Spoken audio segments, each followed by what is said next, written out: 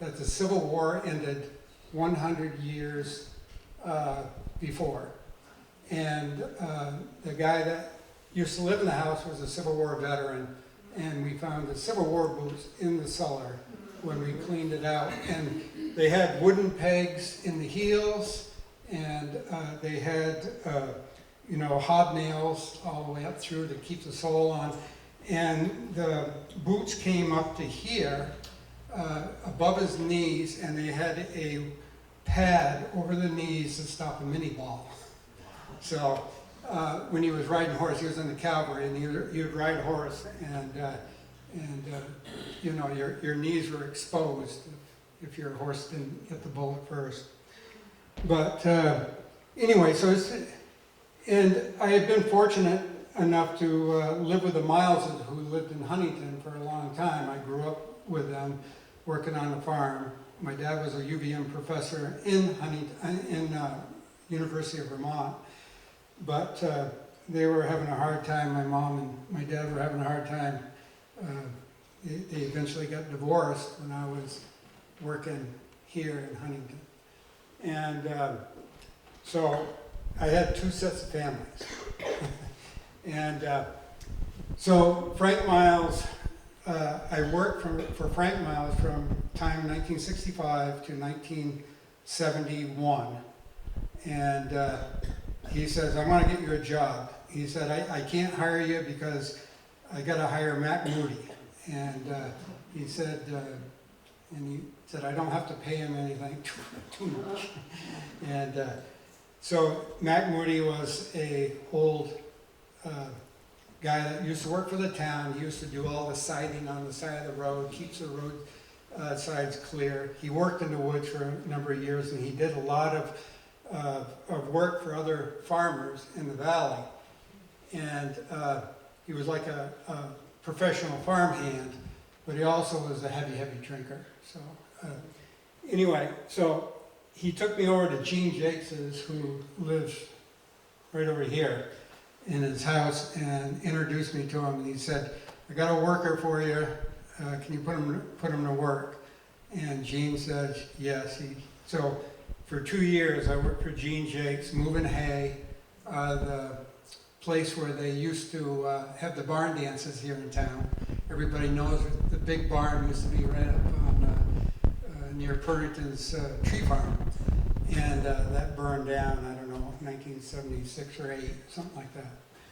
But they had some wild dances in there. Let me clue you. But this was, so I was there in 72 and I think 73 or 71 and 72. I can't remember right now. But anyway, so these are photos I took. We worked with horses. We had 7,200 buckets. And we worked from 6:30 in the morning to 6:30 at night. I got paid $2.25 an hour. All the guys got mad at me because they found out that I was getting paid $2.25 and they were only getting paid $2. And so there was a rebellion right here in Huntington. And Gene Jakes, the reason is that I carried 2 buckets just for balance. And I would, and all the other kids and all the other guys in town, some old guys too, that would carry 1 bucket and they'd be over here. And if they went way up to get let's say there was 3 buckets on a tree up on the hillside, and they didn't have enough capacity to take it back to the sled, they usually dumped it. And I would always, I was trained by Frank Miles to get every little bit of sap. And Gene Jakes saw that I did that. So anyway, Gene Jakes gave me an extra 25 cents an hour, pulled me aside, and he said, don't you tell him, else you won't get any bonus. And you won't get paid the way you get paid. And so all the guys, once they got paid, they started carrying 2 buckets. So, anyway, so this is Raleigh True. And he's been in Peter Miller's books, and there's another guy in here that's Cy McCoy. He's been in the same books. And Raleigh was an old horseman that lived in Jonesville. And he lived by himself after the war, and he wouldn't get married. He had a housekeeper, and of course we needled him about that, but his housekeeper stayed with him for the rest of her life. He died before. So this is the Raleigh coming up through the woods. You can see this is the Higley Woods, and it's DeCarlo's land. Right now they have sugaring in that. They have a sugar house up there now, and they have lines there. So this was all open. They used to put the cows out there, so the cows ate all the underbrush, and you could walk from tree to tree easily. This is Raleigh himself. It says right here, it's a Mediterranean day. Raleigh hated when the sky was bluebird blue, because he had fought all the way up through Italy in World War II, and he said when it was a bluebird day in Italy, we got the shit kicked out of us by the Germans, because they would bomb them and they could see them and shoot. So every time it was bad weather in Italy, they would move a little bit further. This is a picture I took of Raleigh and his horses. This is Queenie on this side over here, and this is Bill. And yeah, and every once in a while he'd change his horses. And down at the bottom of the hill, Dean, is Dean here tonight? Dean used to have a barn down the bottom of the hill. The guy that did the bakery in town? Yeah, you know. Mickey, yeah. And there used to be a horse barn there, so we'd bring the horses from the top of the hill all the way down to the horse barn and put them in the horse barn for the night. And my job was, as soon as we got them down the hill, that I had to walk them up the roads and down the roads, and so they wouldn't get black water. Because if they were working all day pulling, they would get this thing called black water where they couldn't pee, and it'd become black, I guess. And so that was my job, to move them all the time. This is Raleigh going through the woods. This is called a dray, right here. And it had no wheels on it. They went uphill, they went downhill. And Raleigh and I broke the record one day of gathering 65 barrels of sap in one day. Now that's a lot of barrels of sap. With a barrel is 32 gallons. Oh boy. And but I thought that was pretty slow myself, because with a wheel tractor we could do twice as much. And but here he is dragging that dray right through the dry ground. Now, if we had snow, we could go. And this year, that year that I took these pictures, we did not have snow all the way through March. Had no snow whatsoever, and no snow in April, and then we got our big snowstorms on April 10th. And so March was mild, but the sap ran every single day. It was overflowing. Every bucket you went to was overflowing. This is Raleigh watering one of his horses.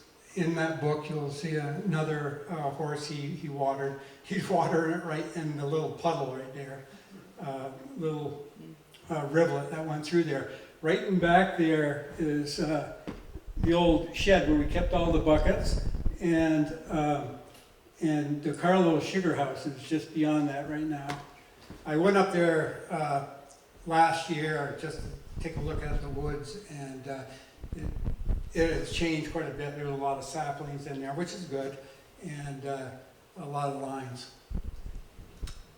This is Cy McCoy. Now, Cy McCoy was a farmer up in Irisburg, Vermont, and he would come down and check on Raleigh's horses. Horsemen always wanted to check on other horsemen and see what they were doing. And so he'd come down every once in a while. In his pocket, you can see the bugler. He would roll his own cigarettes and smoke them. And in 1981, in 1982, I was in Irisburg, Vermont, and I was at some function up there. I can't even remember what I was doing. And he came out of nowhere and he said, "Son, I know who you are."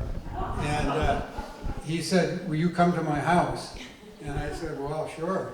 So I went to this old Vermont house, all beat up and everything. And, you know, sort of like mine, when I bought mine, mine was not painted and everything else, and full of junk. And you went in the house, and there was a little pathway going through newspapers and magazines and things from 1920, 1930, maybe even the 1800s, I don't know. But everything was cluttered along the walls and everything. We came to this big room. It was a big white wall, and all my pictures that I had taken of him and gave to him in 1972 were on the walls, and he was so proud. And this is, I think this is, I can't remember his name, but he used to own the Jake's store. Steve Barron? Yeah, I think that's Stevie Barron bringing the horses back across, but I could be wrong. But anyway, this is, shows the infamous dance hall. And underneath it, we milk cows. We had young cows all across the barn.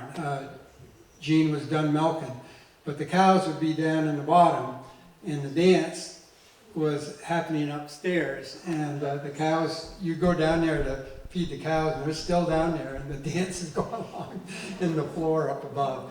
It probably, OSHA probably would have said, "No, you can't do that." But sometimes there was over 100 people in that big barn, and there was all kinds of stories about that. So this picture is from Lorraine Jones's house. It's opposite the Purringtons. You can see right here where all the Christmas trees are planted, right here, and then all these houses and treetops up here. And this was all beautiful field, and then Lorraine Jones and her husband built a house up there, and then somebody built this huge house right in front of them. I don't know what that deal was, but anyway, that happened. But that was the view from there. That's Lorraine's niece. And yeah, can you turn it back over there too? Yeah. Lorraine's niece that built that house. Oh, that's okay. Well, anyway, you can see the town down there, and I don't even know if you can see part of the town from up there now, because the trees are higher and there's more leaves and stuff. And if you go on the back of this mountain over the top, you get to my place. And one day I had the bright idea to walk to work, and Gene said he would pick me up on the road somewhere. I told him I was going to walk to work. And I got up there thinking that, oh, town's right over the side. Well, I looked way out there, it was like 3.5 miles out there. And I'd walked and walked and walked. And I got twisted around, I don't know what happened. But I finally got down on the road, and Gene was madder than hell, and he, "Get in the truck." we went out and started working. I was an hour or two late. So you made sure you got there on time. This is the old sugar house, and that sugar house is still there, run by the Purringtons. And of course they've got the house right beside it, and they have the big shop on the other side. But we had that sugar house, and then there was a bucket house where we kept all the buckets, 7,000 buckets. And this is Gene Jake's. We had this machine where we went through the sugar woods, and it was a big bulldozer, and the blade was off it. And the downside of this thing is that it created a lot of mud in the sugar woods. And when the tracks came off it was hell to get them on here. And so I'll tell you one story. It was snowing hard, it was in April, and the tracks came off, and we were trying to get it back on, and everybody took a bar. We had this big gigantic bar, and Burt White was there, famous Burt White, and he was behind me pushing up high. I was right here, and everybody else was pushing, and we were trying to get it. He said, another quarter inch, and something let go, and I smashed into the cold steel of that machine and was knocked out on the ground. I was literally just going like this. And do you think they did anything? No, they just, one guy helped me and all the rest of them kept on working on the thing. And I barely came to. And then another time, this is Gene Jakes driving, and he drove himself into the ground working. There was nobody that would work harder than him. And he would sometimes be throwing off the machine as he was working. He wouldn't let anybody else drive it, but he had to get the sap. And sometimes he would lay on the ground. Maybe he drank a little heavy or something, but he was laying on the ground one day, and some of the kids got on there and started driving it, and he couldn't get up. He couldn't even get up to protest. So that's the load of the buckets coming in after we had just gathered them. This is Mike Cummings going across where all the Christmas trees are now. You can see how open it was. And there's the sugar house, and then there's the big maples on the side, and Lorraine Jones's field on this side. And Mike was a great guy I worked with. He also died of drinking too much, but he had a great heart, and he was a great kid. And there's another good picture in here of him sitting at the base of a maple tree. This is looking back at Huntington, and some of the maples that were on the edges of the field. They were good producers. This is once in a while we had to take the bulldozer up to the Higley Woods because we couldn't get all the sap. So usually all the horses were in the Higley Woods, but we're bringing the bulldozer up the hill and with all the crew to catch up. And that's looking down on the town. I was there a while ago, and again, a lot of trees have grown up. This is my friend Ed Beckwith, who worked with us, and he's exhausted. And these are my boots right here. And these are some of the crew that worked with us. I think that's Mikey Knight right there, who lives on my road and Shaker Mountain Road. And then there's Doug Cardinal with a hat, giving a funny face, and Cummings over there. The old Jake store? Yeah, it's a Jake store, yep. Gene would give us one beer at noon, or any choice of drink we wanted, but we always took a beer. This woman right here was a person that helped us up at the Higley Woods. She was with Nick Coles, Shelburne Farms, and Nick would help us occasionally. And she had a dog that was half fox and half German Shepherd. And I told UVM about it, and they said, "Oh, it's not possible. It's not possible." I said, "Well, if you see this dog, you'll know that it's half fox." It was the most beautiful animal I've ever seen. He'd walk like a fox, he acted like a fox, he looked like a part of a shepherd, but he had this thick fur on him. And he was red. He was beautiful. This is Larry Keebo. He used to be the postmaster in town.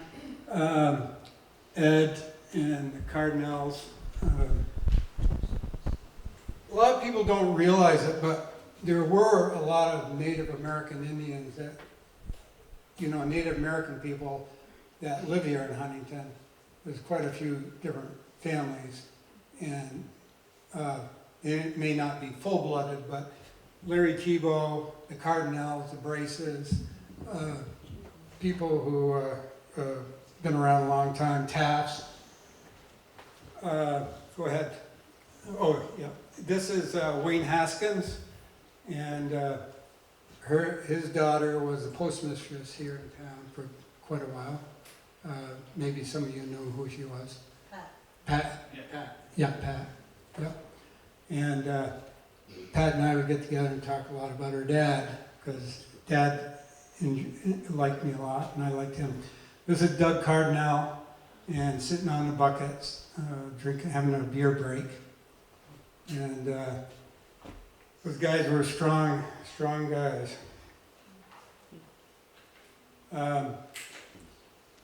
This is the loader buckets and the bucket washing machine, and oh yeah, we had contests on who could carry the most buckets, and Larry Tebow could almost do 100 buckets, lift them up, and you had to go to a line and stop. I could do about 75, so you can tell another 25 he was strong enough to lift them up and go.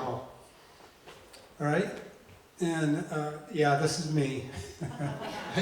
She put it on. Yeah, this is with my writings and my guitar and all kinds of things, books. You can believe it. But anyway, that's yep.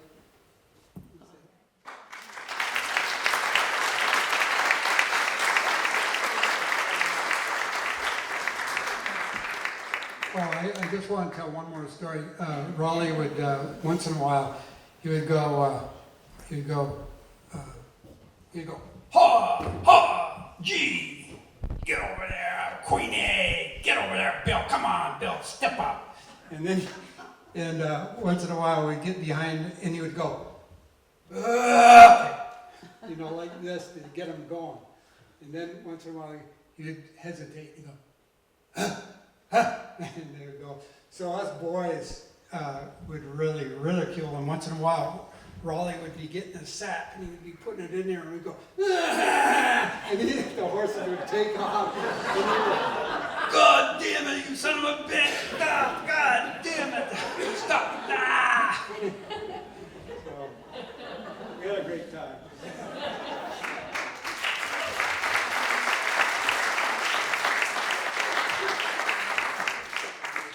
Hi, can you hear me? So before Hobie and Maridale Tomlinson tell their stories, I'm going to show a few slides, and they'll be talking about those slides, but I want to show them and then shut the screen so they can sit here without being blinded.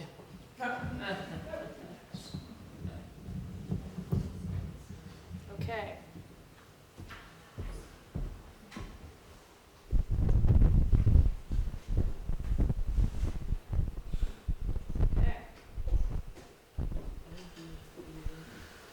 So this is their house in 1900 Yeah, about the 1900s, early 1900s probably. on a main road between the center and Hanksville. Yeah. And then, You may need to face us. then by 1970, when they bought it, after they were married. Oh gosh. Okay. Do you want to move up to the microphone and then people can hear you?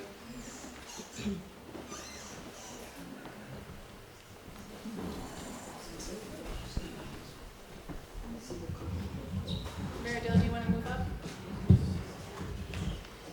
Well, it started, some of the story here, but when we bought the house, it was the picture that you saw, so Maridale's very kind. Not many people are willing to live in a construction project for 14 years, but if you look at that, it was all true, even though it's, you know, all the windows were broken out, and I'll do some more of that when I get in my talk. But anyway, 14 years later, we had it finally rebuilt, which is the picture you see now. And you notice the L is gone. That was the old kitchen, fireplace we built. But it's well, like I say, I'll get into the details later. But that's as it looks now. This is Maridale's mother and father and Maridale, Adrian and Marjorie and Maridale. And that's my mom and dad, that's Kenneth and Elder, and you know who on the right side.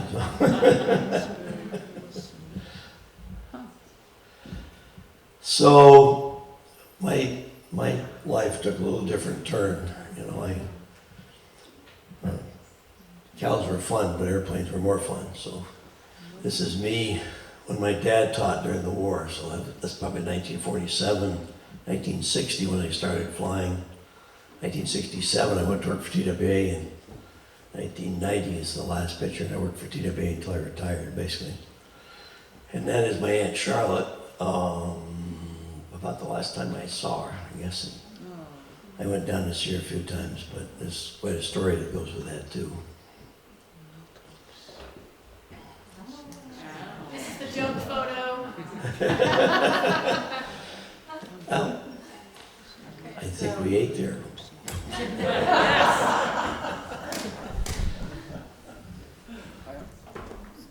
Would you like to have a seat? Yeah, I'm gonna let Meredith start here. Okay. Meredith's got all kinds of Huntington stories. I'm a Richmond boy, but Okay, I'm supposed to hold on to this while I'm talking? I can put it on the stand if you'd like. you need to talk. Would you like it on the stand instead?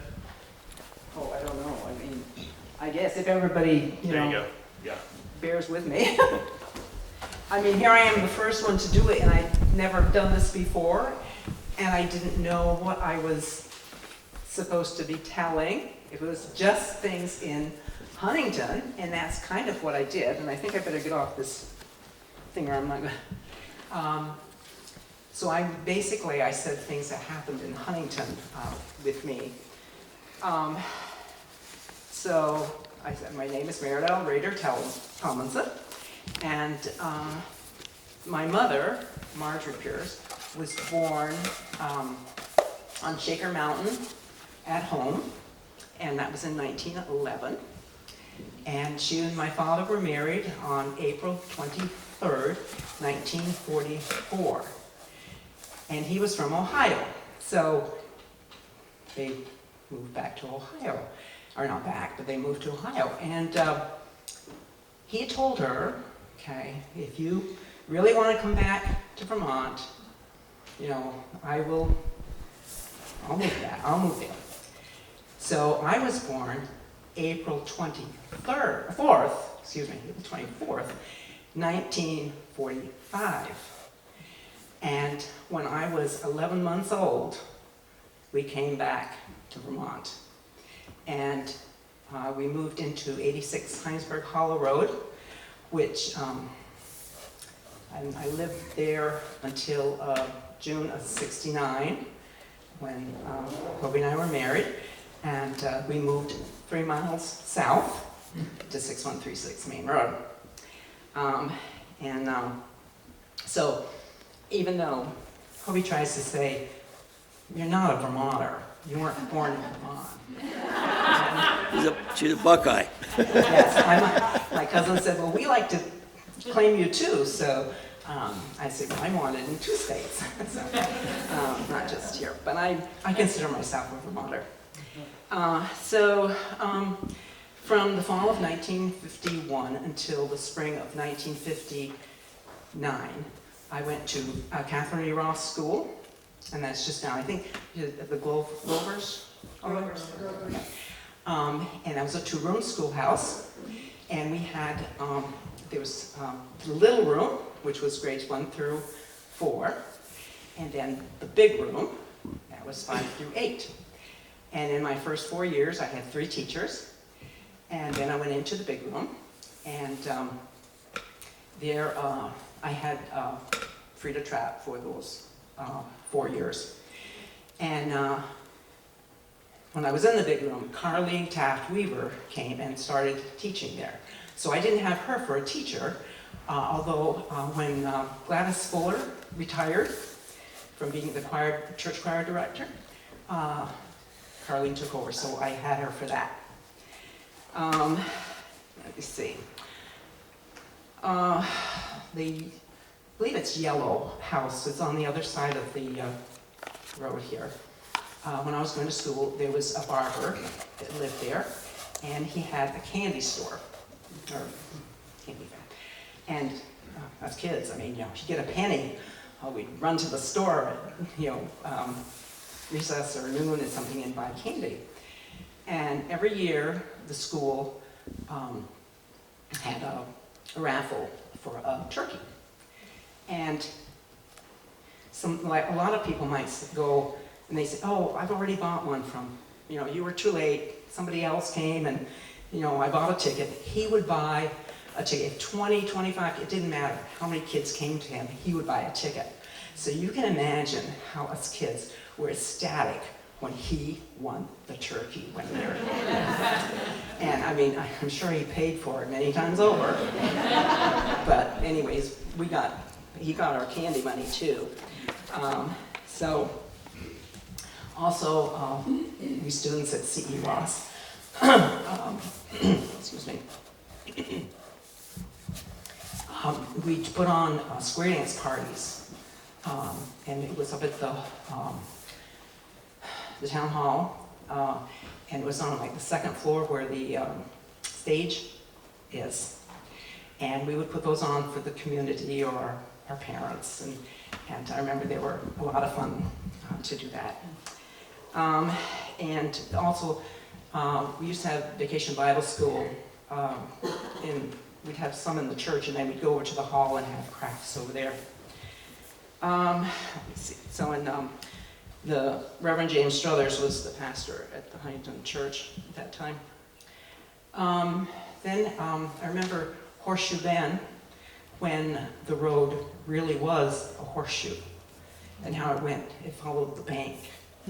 And I had an uncle that, he said, when Huntington Acres started getting built up, and he said, must be nobody's told those people about the flood of 27.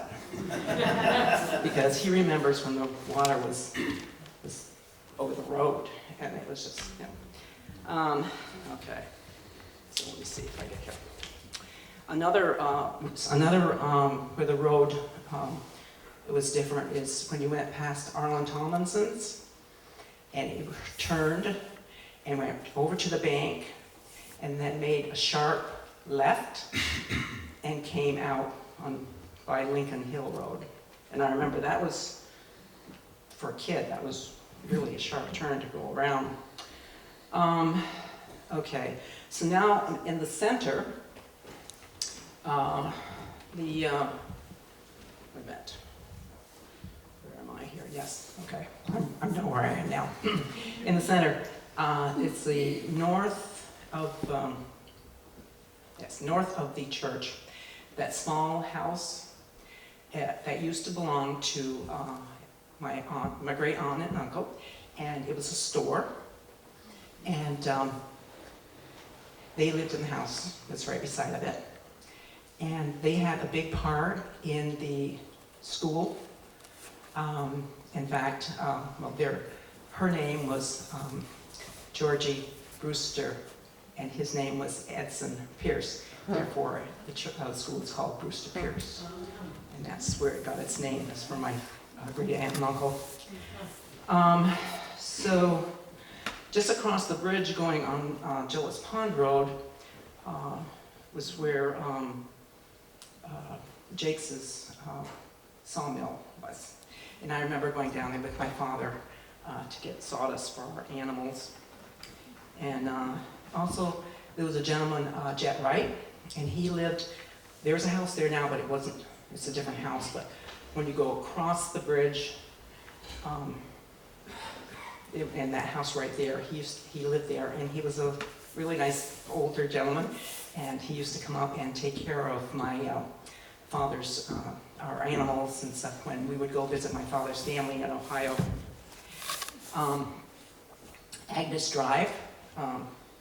Agnes Mitchell Drive, excuse me, used to be the ball diamond. The town, people in the town would come and they play baseball games there. And the water used to be more like, the river used to be more like a little pond, and there was a gazebo. I remember, and as a child, I think it probably wasn't as big as I thought, but I'm thinking, boy, I think that was a pretty big one, but probably was because I was small. And my friends and I would play in the, it seemed like it was a humongous culvert that was there on the main road, and we used to run through it and, play there. And so the dividing line between the Lower Village and the center was Ed Fuller's Flats. And if you lived one side, you belonged, to the center. If you lived the other side, you belonged to the Lower Village. And so, let me see. All right. So when we moved up there to where we are now, we were the 11th person on a 10-party line. And Bobby had to take some training in Kansas City, so he was gone. And he'd call back and I'd say, oh, I've got this bill. Now, do I pay this bill? Do I pay that bill? What do I pay? And, we talked, and I realized that there was somebody on the phone. And I thought, I said, will you please hang up? And the person said, I was just listening.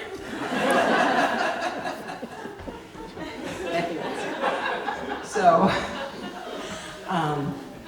anyhow, it was, one of the lineman guys or something from Richmond had come up to do something, I don't know what it was, but I talked with him and I said, hey, could you put me in a private line?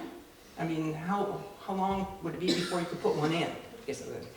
And he said, I could do it right now if I had the orders from Richmond. Well, I'll tell you, the next day I called up and I said, the guy was telling me you could do it, can we please have it as soon as possible? And my aunt knew the lady that worked in the office down there. And she said to her, she says, those line guys talk too much. But anyways, so I don't think I've forgotten anything. I mean, there's many, many more stories that I realized what this was all about that I could tell, not just Huntington. I thought I had to be just basically Huntington. But I do have to tell this. There's somebody else in town that shares the same birthday as me, April 24th, 1945.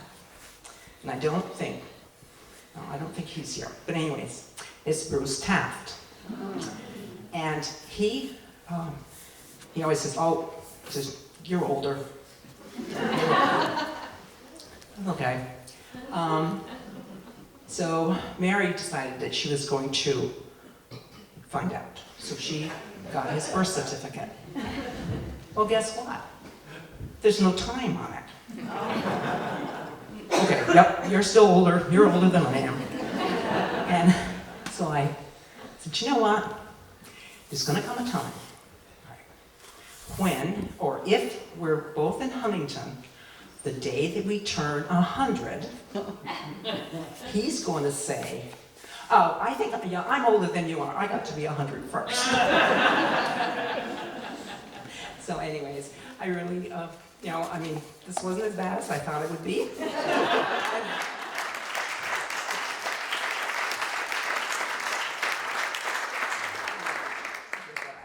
do have more stories, but I don't know if that's for another time or what. Tell the Captain Mail story. No. No. They'll probably say they want me next year. Who's this? Well, I'm the other half. I'm Hobart Tomlinson, otherwise known as Hobie. I was born January 14, 1944, 6 months before D-Day. So our story starts, I have three brothers. Chester, who was born in 1949, and he's out in the West Coast. Romaine, who's born in 51, he's in Florida, and Kim is in Brent Smerno's mother's house. So he's another, where the bookends are still in Huntington. But anyway, the story goes back to just after the Civil War, I guess is the time to start, and not many people realize it. But the Civil War, Vermonters all raised merino sheep, darn tough socks, and so it was pretty much all deforested at that time. My three greats grandfather was Solomon Norton, and he was a timber baron. Huntington was a logging town in those times. And even when we moved up here in 1970, they said there were only like 200 people in the town. That was back to 2000. It was 2000 in the logging times. But Solomon built that house. There was a smaller house there that burned, and he built that in 1879. And if you look at that picture of it all beaten up, the lines are still square. And there was a gentleman that we ran into that was a contractor, and I don't know, he just said he could fix it. So being young and ignorant and very enthusiastic, we did. You're building old things is something everybody should do once, but no sane person would ever do a second time. Anyway, we dug out from underneath it and we put a foundation under it, and the house that burned was a smaller house, so that it was being held up with the floor joists, and we realized how it was built, I guess, when we tried to straighten the beam and jack the whole house right off the foundation. So those old beams of the wood heat are just like steel. I mean, when we would drive a nail, you'd have to drill a hole, basically. So, like I say, Maridal's very, very patient. She lived in a construction project for 14 years. We finally got it built in 84, I guess it was. But anyway, going back to the history of the house, my grandmother, who was Martha Norton, became Martha Tomlinson, was born in that house, and my dad was born in that house. And the Nortons were descendants of Solomon Norton, and of course, so were the Jakeses. And my grandmother married Archie Tomlinson, and they bought the place that's just across the road from, actually you go by the Audubon, and then you go through Towerses, and then you come to the Moultrips, which was my grandfather's farm. That's where I grew up. And it was pretty interesting. Henry was only 13 years older than I was, and my youngest brother is 13 years younger than I am, so it's a kind of a... So anyway, because his boys were younger, my first memories, I remember Henry and Charlotte, when my youngest Chester was being born, they were babysitting me there in the house about Christmas time, and I remember when they were getting married, they'd just taken that old wooden bridge down, and I guess the story of wooden bridges in New England is that's where you'd rest the horses, right? I mean, they didn't plow the roads, they rolled the roads, and you had sleighs in the wintertime, and then that kind of alcove you saw in the house was bigger, I guess, at one time. You brought the horses and stood around there and loaded the ladies in the sleigh and put the blankets in, and off you went, and then you'd rest the horses in the covered bridges, so you'd be out of the rain and out of the wind. And, but anyway, what happened was, they moved down to, they bought a piece of land from the Towerses, and so that's where the Moultrips is. And then Henry Moultrip married my grandmother's youngest daughter, Charlotte. And of course, that was her picture there. They were married 70 years, which is pretty. They were married out of high school. Henry was quite an athlete, and he was a character. And of course, Ralph Towers was an only boy, so we were like the Three Musketeers, you know, always running around. And I can remember Henry talking about horses. He would skid with horses in the wintertime. He always cut lumber. And we had two horses, Tom and Kit. And of course, you know, we weren't able to afford very fancy horses, so they weren't always very well behaved. But I can remember one day, just getting logs in the whipple tree, I guess is how you hook from the back of the harness, you hook the logs on, and anyway, it broke. And Kit went for the barn, and Henry went right after him. Henry was quite an athlete, and he came back with Kit, but he wasn't very happy.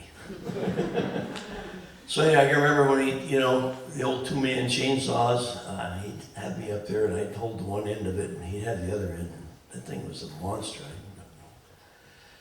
And cutting wood, and then he was quite a character. We'd be out in the barn, and in the old days, they had they called it a doodlebug, but it was an old Model A pickup truck with a crank. I mean, no doors, no windows, no battery, and it had a crank start, and of course you crank it to get it started, and you always pulled it up, not down, because if you kicked it, it'd break your arm, so if you could pull it up, it was okay. You just pull your shoulder off. But anyway, they get down the meadow, and they were still cutting with horses, and they'd set that thing, he took the wagon behind that, and the hay loader behind that, and then this all had hand throttle, so I put in low gear and he set the throttle, and I'm sitting on this box of old BB shells used to come in, I guess, a couple boxes, there's no seat in it, and I barely seal the window, and I keep it over the windrow, and he'd be loading the hay, and then when we got the hay all loaded, he'd unhook it and drive it up the barn, and I don't know if you remember, they used to have those big hay forks, and they were like ice tongs. There were 4 tongs, and they stick it in the hay, and when you tied the rope, it would clamp the hay, and then it'd go up to a trolley, and it would roll it into the barn, and then I had a trip rope. And of course, I got the trip rope, but you know, I'm a youngster, I'm yanking. Finally, I would trip it, pull me right off my feet, right?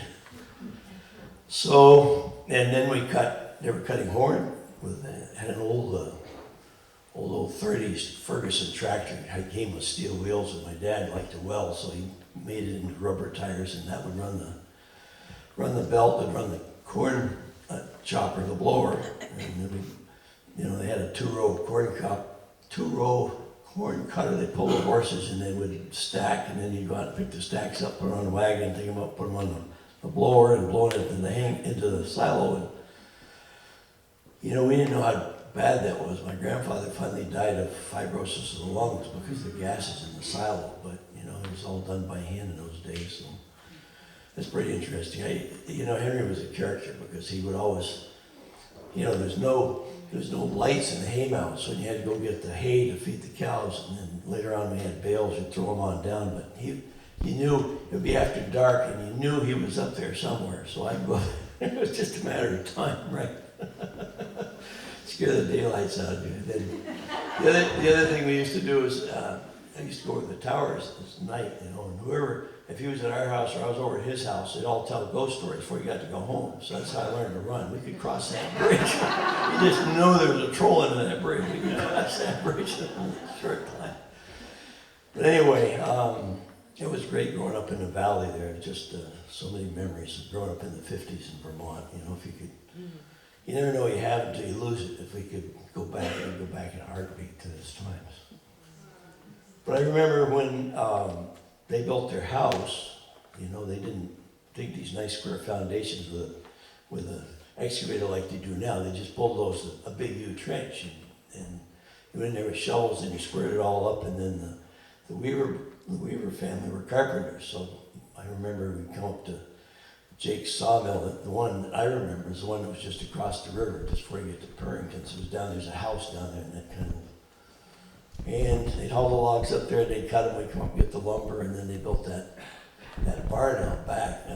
Kind of talking about the old days and that generation. But the old barn had fallen down, and I used to go out and play in that barn. One day, I ran around the barn in my rubber boots, and because the other thing he did with rubber boots is walk out in the pond, see how close you'd get to the top, and of course you'd fill them full of water.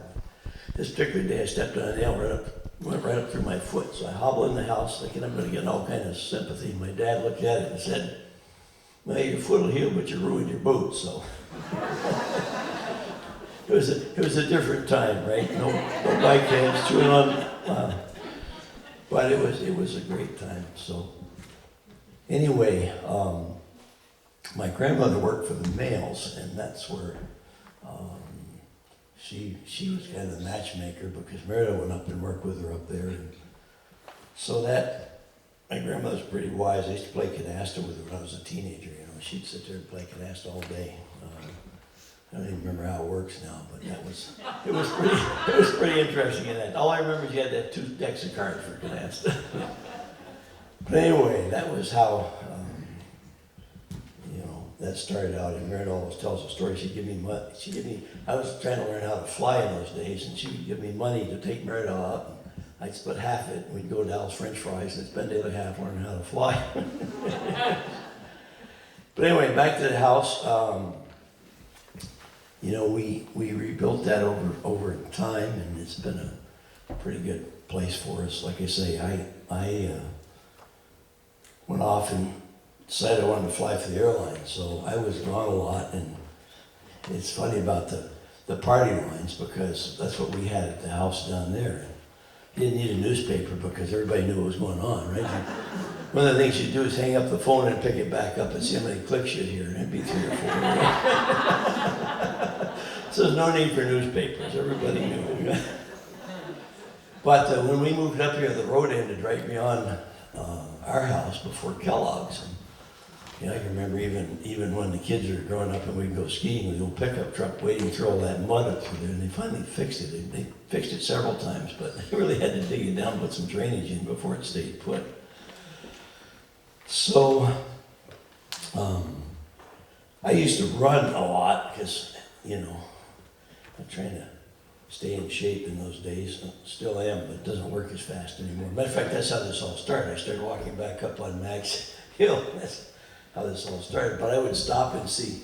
A lot of times I'd run early in the morning, and Mac would, you know, he'd have his light on. And one of the things that was fascinating me was Mac had a really neat wood pile. He would build like an igloo type of wood pile. And I asked him why he would do that, and it was really pretty ingenious because the wood would stay dry. I mean, the snow would stay out from it and it would breathe, and so he'd still have dry wood. But Mac was a character, like he said. He never had running water. He never had, and he always had an outhouse. He had his little cabin up there. But he had some interesting stories. And one of them that amazed me was taking the goods to Burlington. I mean, you know, when we were little, this was all open. And I can remember riding the school bus. We're talking about Horseshoe Bend. You know, we would come up here to church, and I haven't been in this church since I've been here, but I can still remember. I mean, back in that corner was the piano, and then we had 2 pot-belly stoves behind us, and they'd come in the morning and fire these things up, and everybody sat in the back because that was closest to the stove. It was cold. It's a big building. And I always remember Mr. Struthers and Vacation Bible School, and then we would go. I think some years we had it in the town hall there in Huntington. You know, but it was a different time. The old farmhouse that I grew up in was probably late 1700s. It was all just, you know, it was 10 by 10 slab plank is what it was. And if you remember how they did that, then they put horsehair all over it, and then they put wire, and then they plastered it. And it had one wood furnace downstairs, and my father, those old chimneys didn't have any tiles in them. That was the thing, and the bricks would get loose. So he was always afraid he was going to burn the house down. So I mean, he would run that stove so low. The boys, you know, if we all wanted to study, whoever got there first would take a blanket and a chair and put it right over the register and sit there. And our potbelly stove, you could lean right on it. Now when I was going with Meridell, I mean, you'd burn your hand if you even got close. Her stove glowed in the dark, so it was warm up there. But it was an interesting time. I mean, I can remember seeing one chimney fire, which was over at the neighbors, and that was something to behold. But my dad, he flew during the war, and he taught me how to fly, so that was how we got started. And when I talked to Mac, he would tell about, the thing that was very interesting, he would tell about taking stuff to market. So in the fall, and they originally had a farm, guess what? Farmers markets came back, but they had them in those days. So they'd load all the stuff for the farmers on the wagons, and they'd start before dark, and they would go out through the hollow. And then at that time, and Meredith was talking about Horseshoe Bend. I looked when I drove by Horseshoe Bend the other day. Now the leaves are off. You can still see the old road bed in that curve. But anyway, they would go through the hollow in Heinsberg. If you look at Heinsberg Pond, where the road goes around or Shelburne Pond, the road goes around it there. You can see where the old road bed was, kind of right straight through it. And he said they'd get through that, go downtown, spend all day selling their stuff, leave late afternoon, get back after dark. I thought that was pretty interesting. He talks about the logging, you know, and he did cut the last time he had all the brush cut off our place. He cut it. He was quite a character. But he always would talk about the widowmakers, and those are the ones that are hung up, right? Nobody had hard hats in those days. If you got hit one of those branches, it was a widowmaker. But he was a worker. You watch him, like you said, you cut all these places all around for the town, cut all these farms off. And, you know, in Vermont, if you don't work the land, it's forced in 20 years. So that's kind of what happened. But anyway, with our house, we rebuilt it. It was just incredible when you get into it because it was 10 by 10 rough cut. I mean, he sawed those things himself. And then it was 2 by 10, 12 inches on center through the house. So if you look at those lines, they were straight. And when we got to rebuilding it, they were straight. You know? So the last thing I'd say, my dad had a milk route, and the creamery was down here just where you go over to Jubilee Farm, over that bridge, right on the left side where they put all the wood chips, that was the little creamery. What I remember is, you know, he'd come up and he was pretty strong, because the milk cans used to be before they'd have a spring and they'd be down in the ground. He'd reach over and pick one of those up in each hand and set on the truck. So when he wanted to talk to me, he tightened my collar. There's only 3 words you ever said. My mom was pretty spunky too. It was either yes, no, and ma'am or sir. That was all of us to it. We had a discussion. But anyway, it was fun. He'd drive the milk truck and we'd get the cans, and all the cans were numbered from the farmers. They'd bring them down to the creamery, and then we would come pick them up, take them to Richmond. And in Richmond, you put them on rollers and they'd go in and they'd dump. At that time, all the milk went in a train car, went to Boston to Hood. So they dumped the cans, they steam clean them, we put them back, bring them back up on the truck.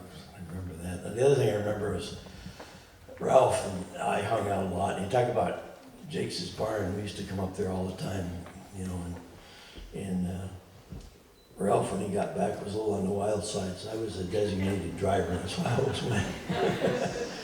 But anyway, one year, one thing I remember, we had a lot, I wish I could remember what year it was, but we had like 2 feet of snow, and then it rained, and then it went to 20 below zero. And, you know, you could slide anywhere, but we would go up to Towers is up right where the road goes into the woods, just by Ralph's. We could get on a sled and go all the way to the river, but you couldn't get back. You had to have a hammer to make a trail to get back. And one day, Henry had a road down around the barn. This is one of Henry's funny stories, but the milk inspector came and he slipped on the ice and he went right down into the lower meadow. Henry had to get out with a hatchet and chop him away to come back up. It was a lot of interesting times. So the last thing with Mac is, like I say, he talked about logging and crosscut saws and just a lot of stories. The other thing, just more modern, but John Goodrich, who lived up here a while, was Henry's brother-in-law, actually.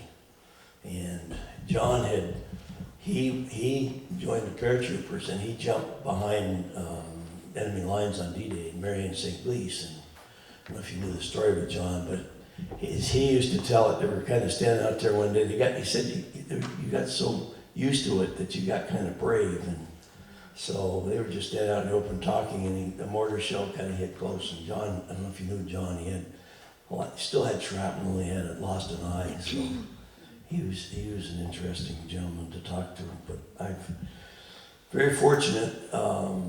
In the generation I grew up in, we just dealt with a lot of the World War II people, and you know, they weren't touchy-feely guys. If you were doing something stupid, they would explain it to you very, very plainly. And they just, I don't know. You know, it's like my dad. He's just very reserved, but I think for a reason. Anyway, it's sure nice to talk to you people, and so thank you very much. Yes. I have one question. Did you know Archie here? Those are squatted up off of Cars Road? I didn't know. Okay, I used passed to, away in the mid-80s. but we, you know, that's how this all started. I started walking back up Max Hill. So, thank you very much.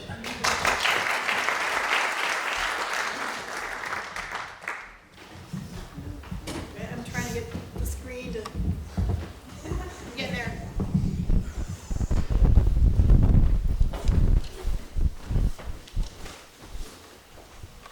Not very bright. It's warm. It's It's okay. warm enough. All right.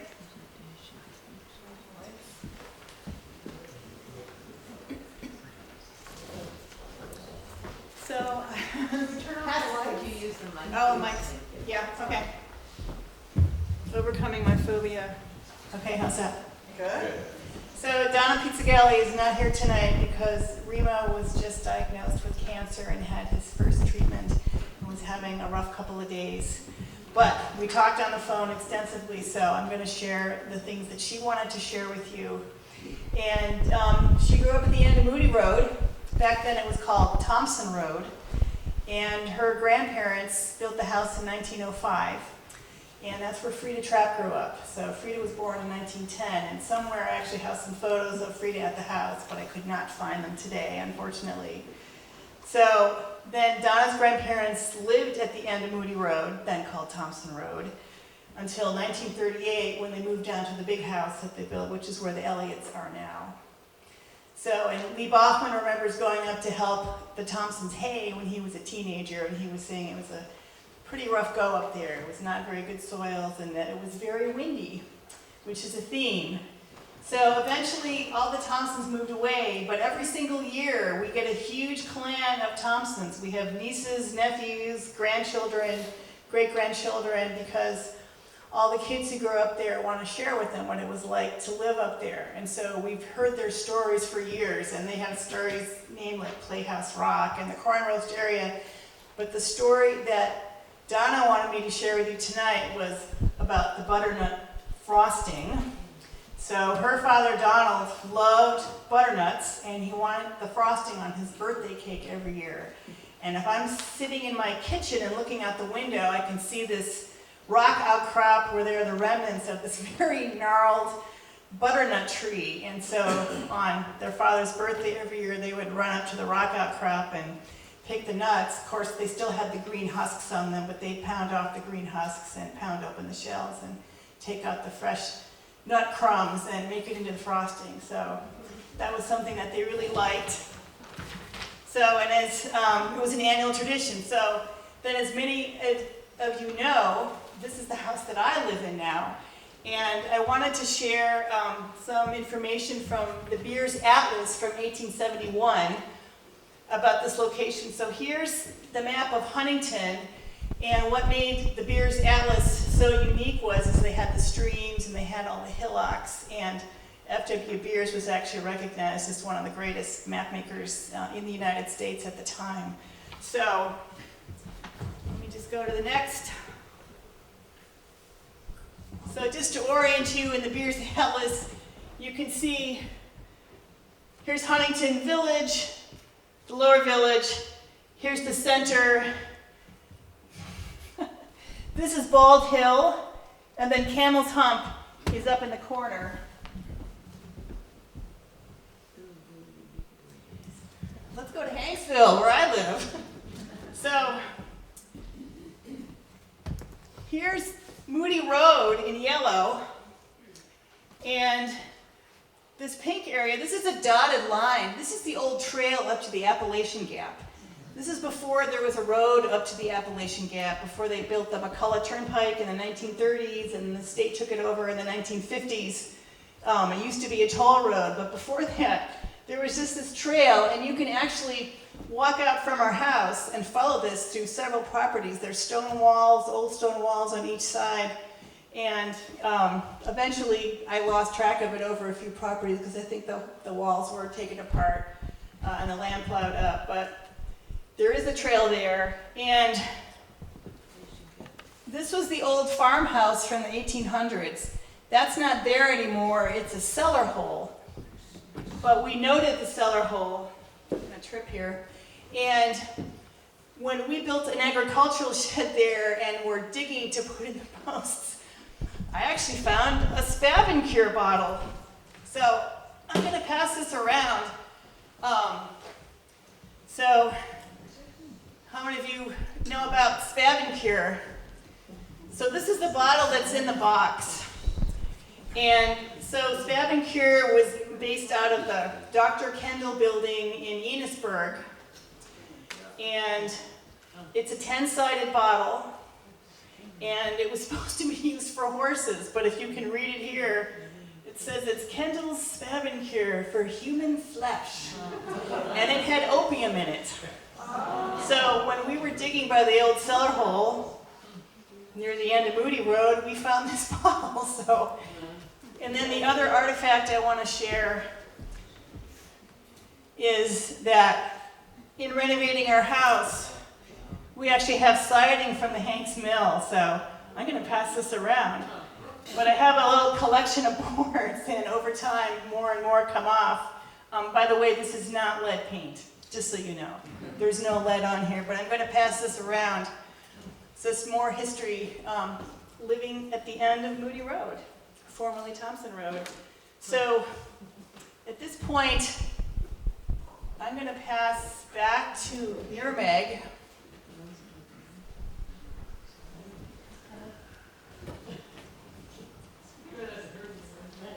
Yeah, I like tactile things. That's why I'm handing around things to look at and hold.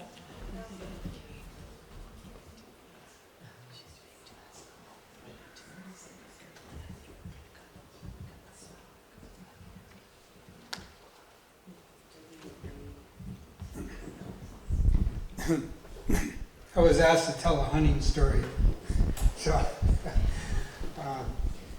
anyway, I grew up in Huntington, and we hunted to augment the food that we ate. Usually we butchered our own cows and raised our own vegetables, and any type of animal that got in the way of the chickens ended up on the table. And we had this rabbit dog named Butch, and he was very big and rotund, and he was very strong. And the reason he was strong is that he would eat the grain, the cow grain, every morning. We'd put the cow grain out for the cows, and he would follow us right in the barn, and he would be right eating the grain with the cow.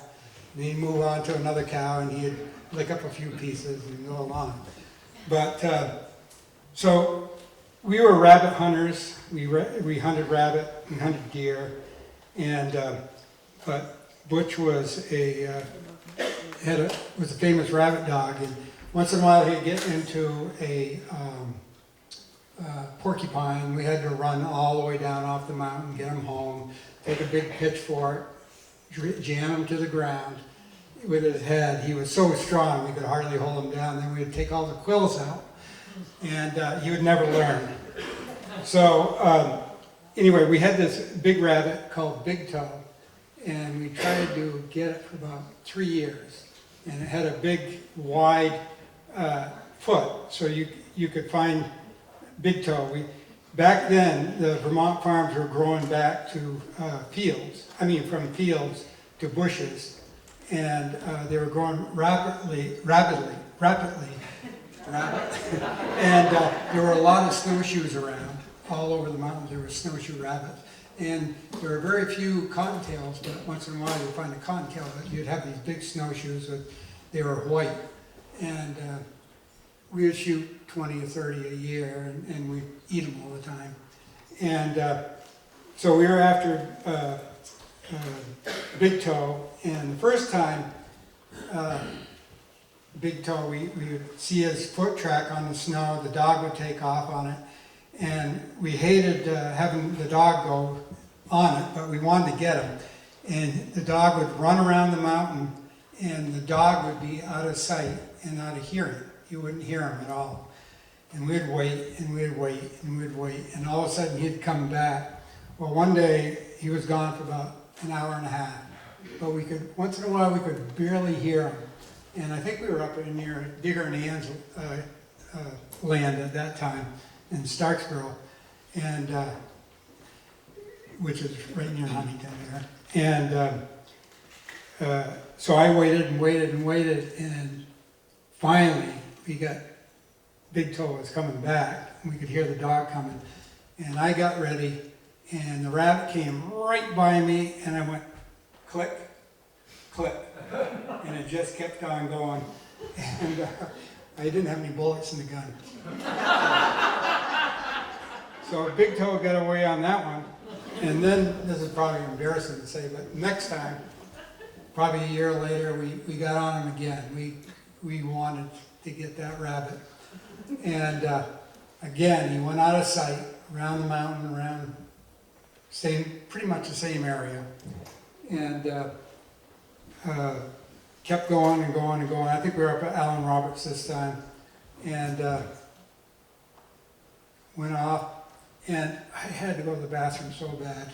And so I put my gun up against the tree, and I looked around, and the snow was really deep. And I got off the trail to go over to the side and I got stuck in the snow. And I couldn't get out and I could hear the dog coming back and I was trying to get out. And I was up to my waist and I was sort of like crawling and everything. And all of a sudden Big Toe stopped right in front of us. And in front of me. And John Miles was just a little ways away. And he said, make sure you get it this time. And I said, I will. And I was crawling to my gun. And finally I got to my gun and he was going off. I could just see him going like this over the snow drifts and everything. And I shot once and he went down like this. And he came up like this, shot again, went down like this. And he kept going. And I had a double barrel and I missed him. He was gone. And we tried to get, we had 2 or 3 other times when we tried to get him. We never did get him. And, so he died by himself somewhere. I just got to say something about Hobie's house, and Hobie himself is my friend Julian Kolsky was an airline pilot, and he was an international airline pilot, and he told me without Hobie he would never have been a pilot, and so I'm going to thank him for you. And I think he's Terry Boyle's son-in-law, and so there's the connection there. And there's a funny thing about Mardell's and Hobie's house is that John and I used it as a woodchuck place that we would crawl up into the house, and we called it the Widowwalk house. They have a little Widowwalk on top. And we'd get up there, I can't remember, it seemed like we were looking in all directions, but either the windows were not there or anything. And I remember that house was so well built, just like you said. And at that time it was, I don't know, they wanted $20,000 for it, but nobody bought it for a number of years. But we'd go in there, shoot a few woodchucks out of the windows, and, and then move on for the day and go back to chores. But anyway, that's the story about Big Toe.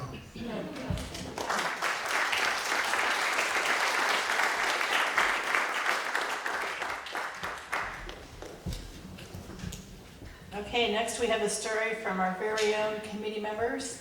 Spencer Hill. Hello.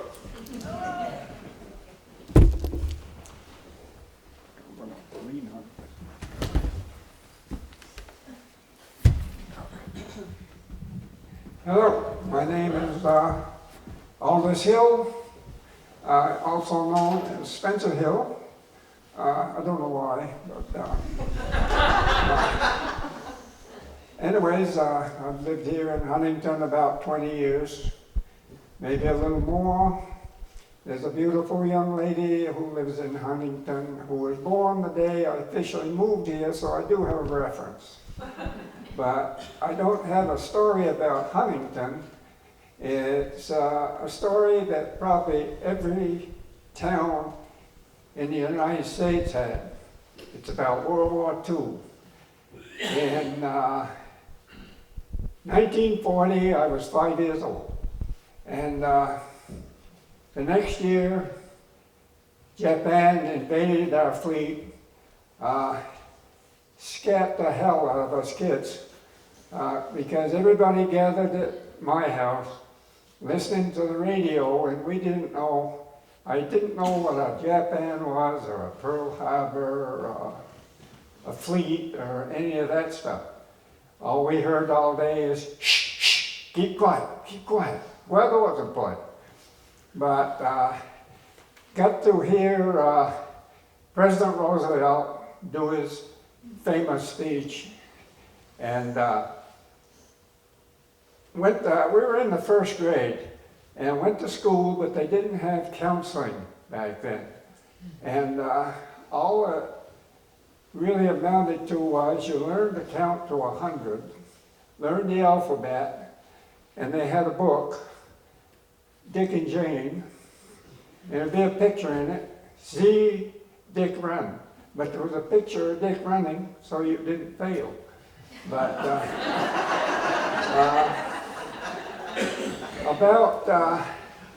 I don't know if it was the next summer or the summer after, us kids about my age, we got organized.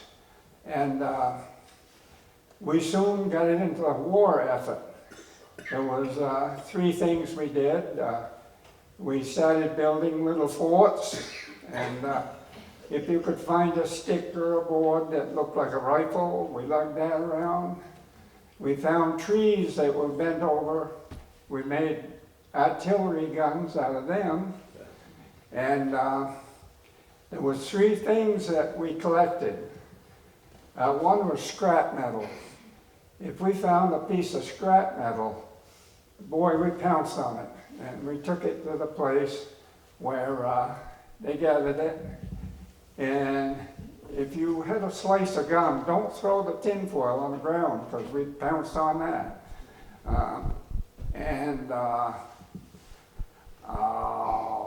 Milkweed. In the fall, we gathered all the milkweed pods, and they were used to insulate pilots' flight suits. And we thought the enemy was just over across the field, and there was a railroad track that ran.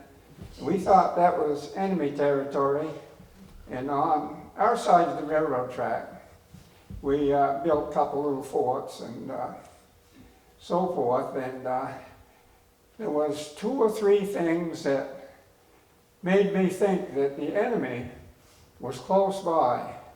They had these little huts like, people went and manned them, and if a plane went over, they had to report if they could identify the plane or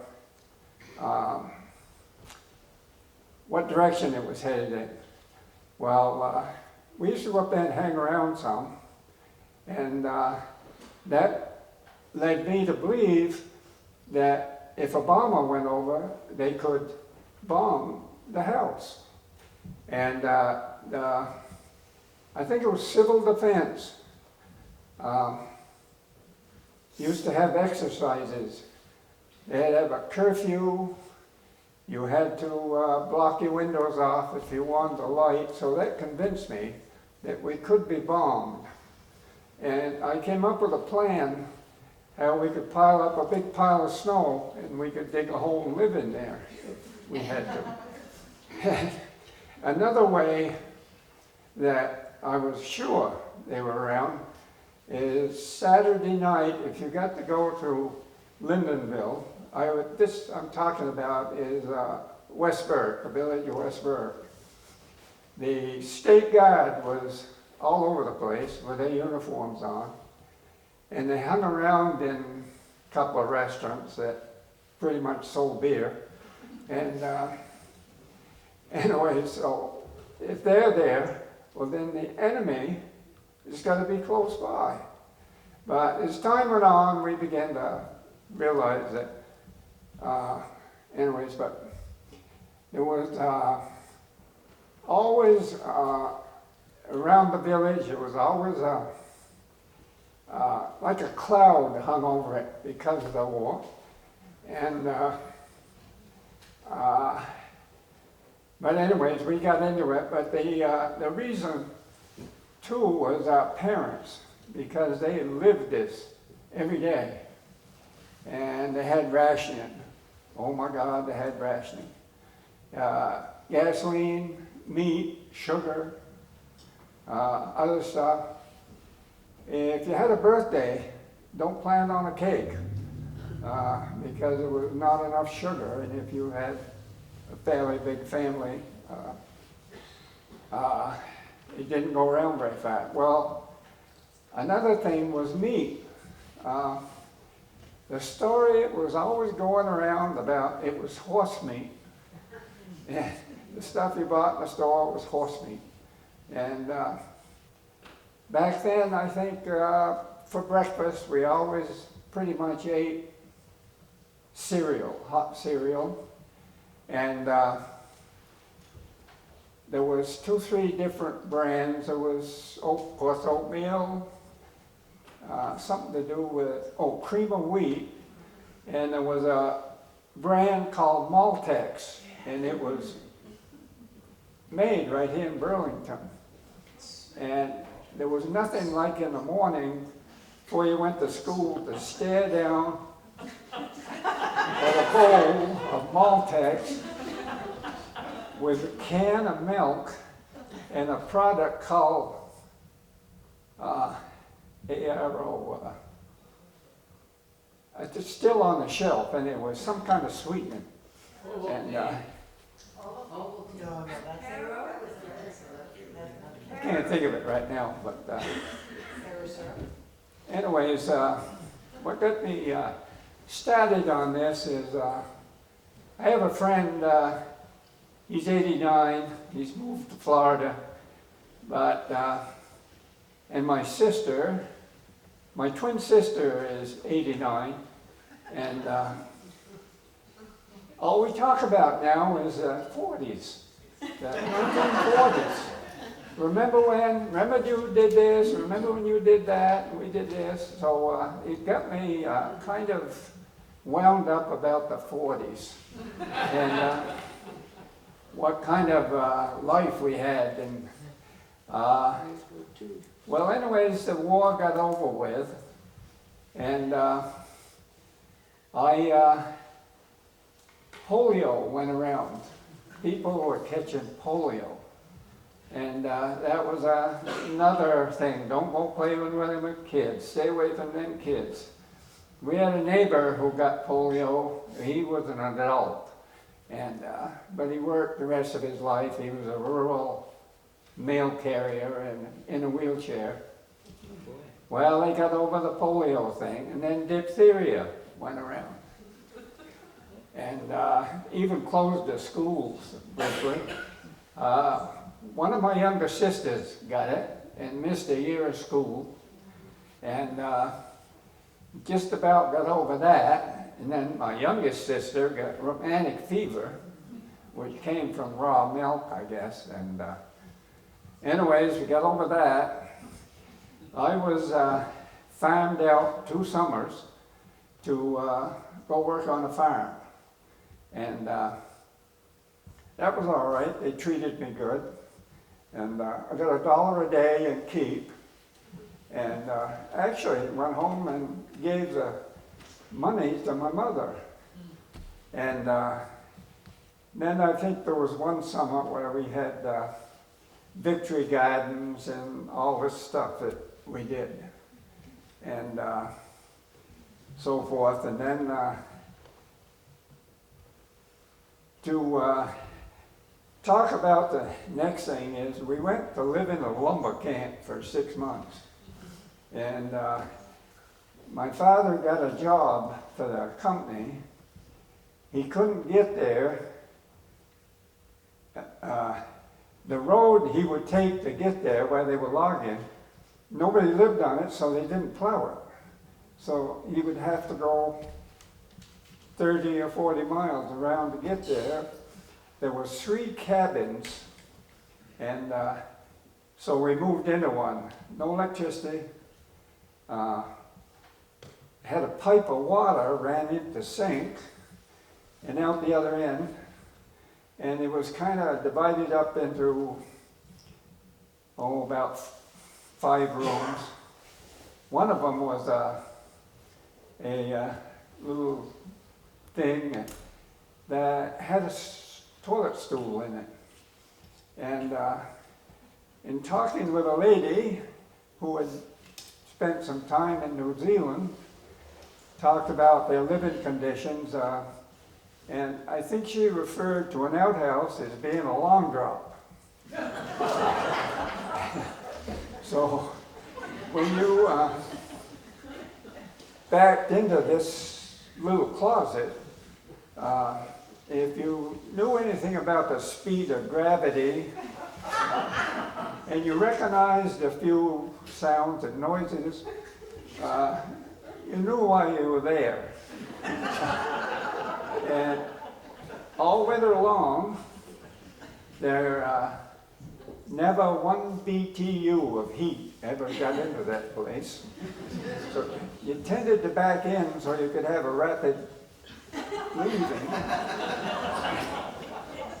We have tried to figure out how our mother kept us clean and fed, living in that cabin,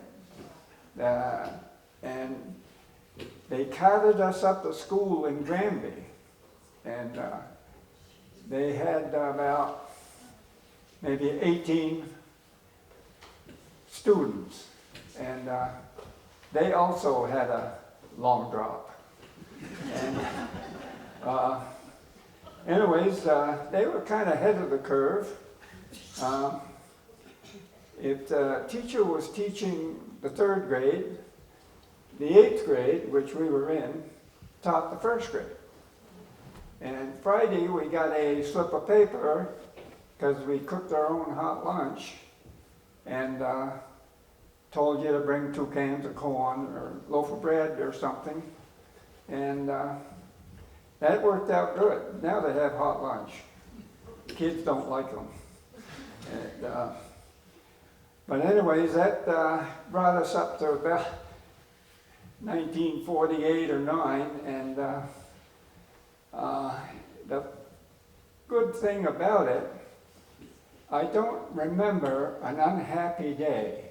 We were always happy, even the way we lived, and I wish people were that way today. And though we didn't have much, and the cabin was in a community still there called Gallup's Mills, and I could tell you about a little incident. In one of them cabins, there was a guy, he worked at the mill there, and had a wife from England, and we found out he was an accomplished violinist.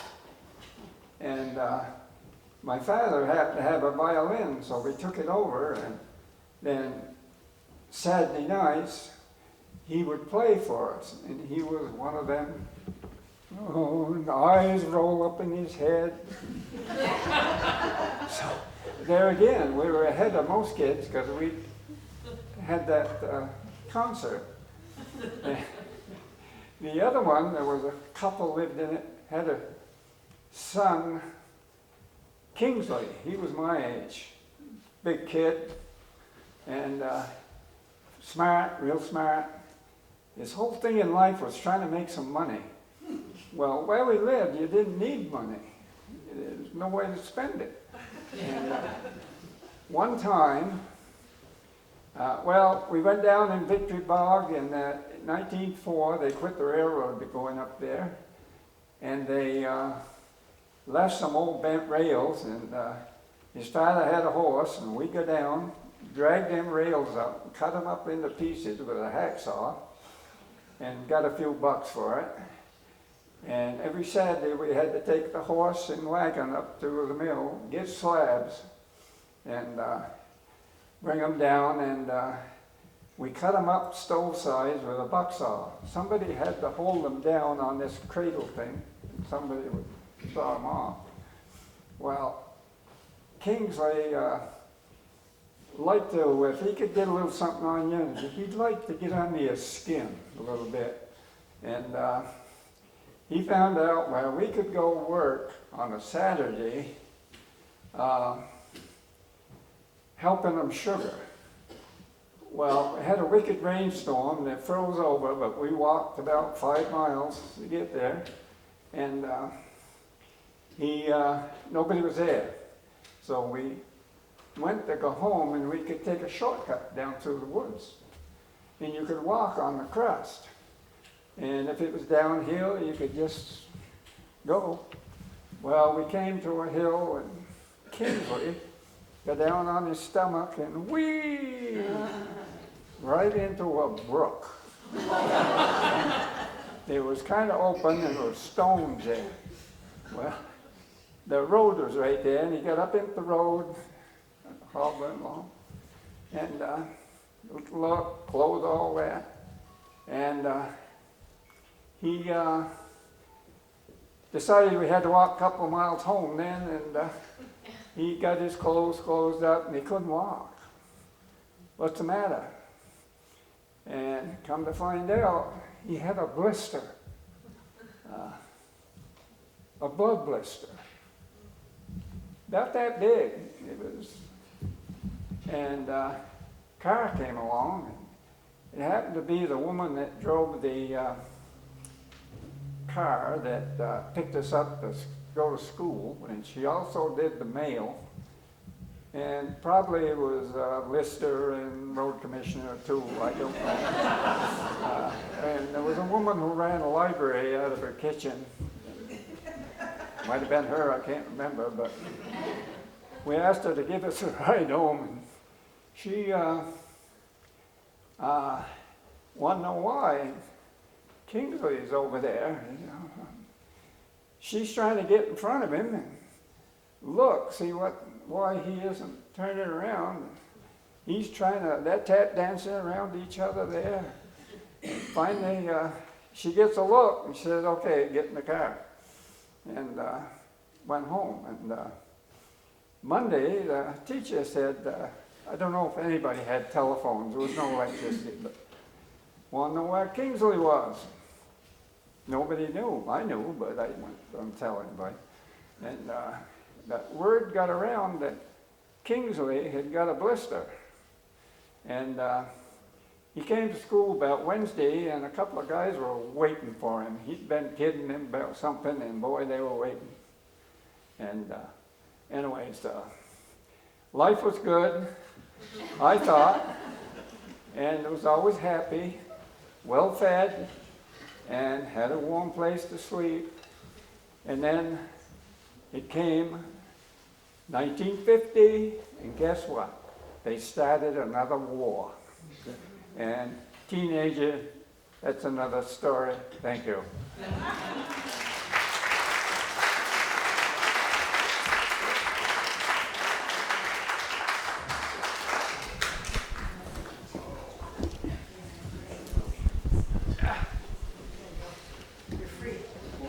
We have one more tonight. We have an impromptu story from Mark Smith.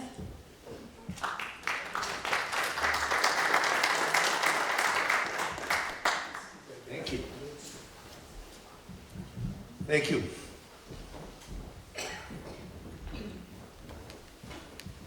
Hello, everybody.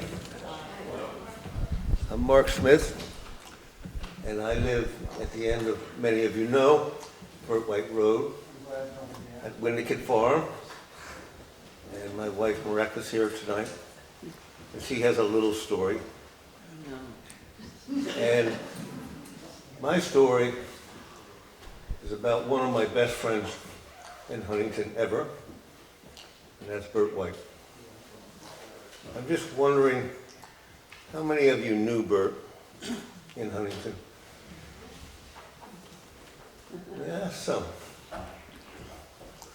Mareka and I lived in Massachusetts in 1967, and we decided that we wanted to live in Vermont. We were both teaching school, or no, Mareka was working in a hospital, and I was teaching school. And we knew we wanted to find a farm in Vermont at the end of the road, because we loved the idea of being in the wilderness at the end of the road. And we heard stories from a friend about a farm at the end of the road in Huntington. It had no name, but it was a farm at the end of the road in Huntington, and that was good enough for us. So we drove to Huntington from Charlotte, and got lost several times, and wound up at what is today Winnicott Farm. I'm wondering, how many of you have been to Winnicott? Yeah, a lot, that's nice. And we arrived in Winnicott with just the farmhouse, alone in the mountains. and loved it. That's a love story that lives to today.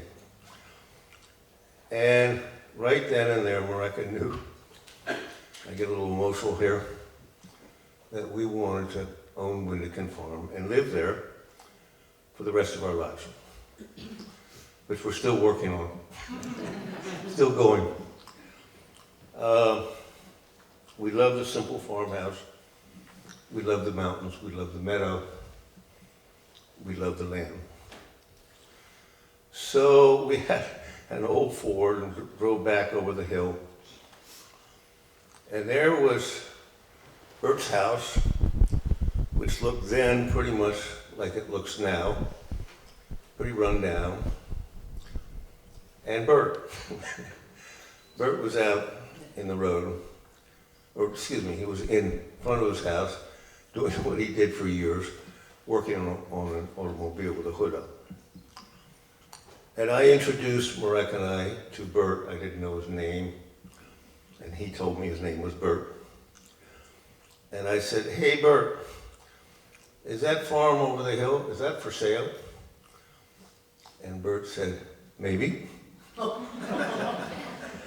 And I said, "Bert, would you know who owns it?" And Bert said, "Maybe." And I felt we were in a little game going on here, and I was being tested. And so I got bold and I asked one more question. I said, "Bert, would you be willing to give me the name of the person who owns Windekin Farm?" Or I think it wasn't Windekin Farm, the farm over the hill. And he said, "Maybe." And then Bert reached out his hand and shook my hand.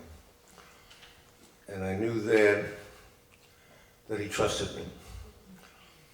And that meant a whole lot to me, because here I was in brand new Huntington, and I wanted to make some connections with this community in my own little way. And here was this big man with a big smile and a handout, and he said, "Maybe I'll give you the name of the owner." And then he went into the house and gave me the name, came back. The owner was Richard Moore. He was a professor in Cambridge whose father bought Windekin Farm, bought the farm where we live in before the war. And he lived there in the summers because New York was too hot for him. So the house was really, at that point, a summer house. But it had been saved by Richard Moore's father, Jim Moore. I called Richard Moore the next day and introduced myself.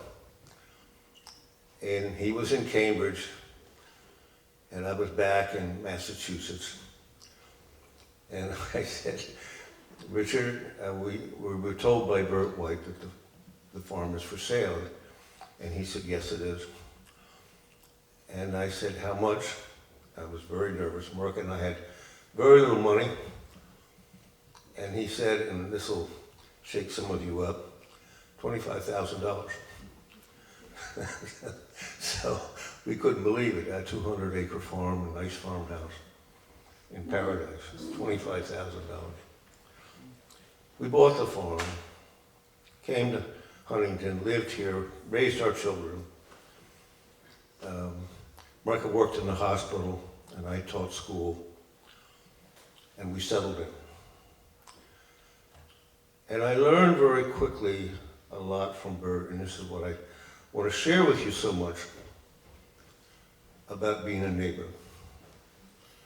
Shortly after we bought the farm, I built a barn, and I had never built a barn before, and then I decided to pour a concrete floor in the barn.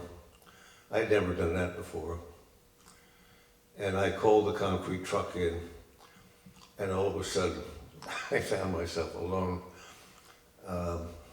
with yards and yards of concrete piling up all around me. I couldn't handle them. And there was Bert. There was Bert. He said, I saw the truck go by. I figured you'd need me. I'm here. And I thanked him. Bert and I were worlds apart.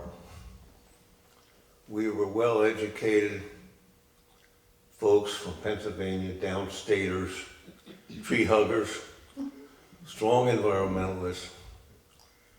Bert was as Vermont as it could come. He couldn't read, but he could think and he could talk. He was rough on the environment always, and I was just the opposite. But as we became close as neighbors, and Dory and Aaron know a lot about this, we overcame our differences. And when we finished the concrete, he said to me, I wanted to pay him and I wanted to thank him. And he said, Vermont is a place, and Huntington is a place where neighbors help neighbors. And I heard that, and I was very thankful. And now we live in a country where neighbors are not helping neighbors. And that has me very sad.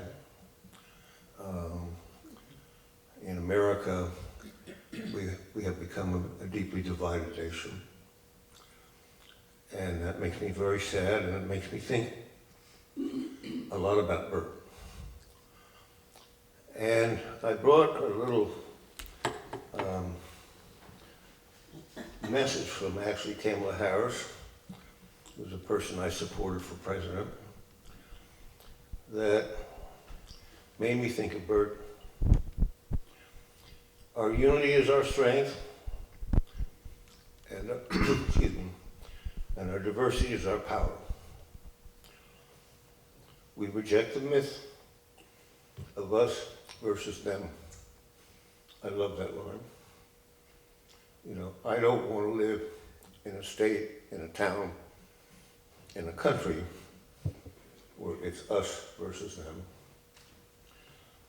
I want to live in a country where we are, excuse me, all in this together. And this little story is titled Lessons That Bert White Taught Me. Neighbors help neighbors despite our differences. And I think that's an enormous challenge for our country right now as we head into an uncertain period. And I think it's an enormous challenge for Huntington and its future.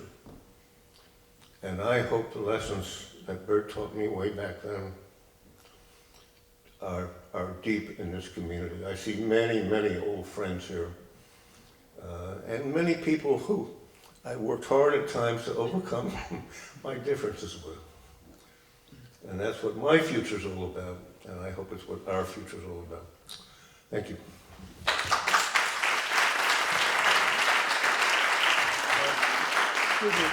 Martha has a little tiny story about Hike Day. You wanna do that, Matt?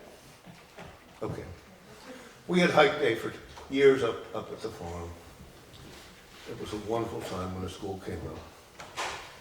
It was certainly a day when a lot of Huntingtonians, including a lot of little children, some of which may be here right now, overcame our differences. And we need more of that in this community. And that's why it was so important to me to come here tonight and speak with you. Thank you.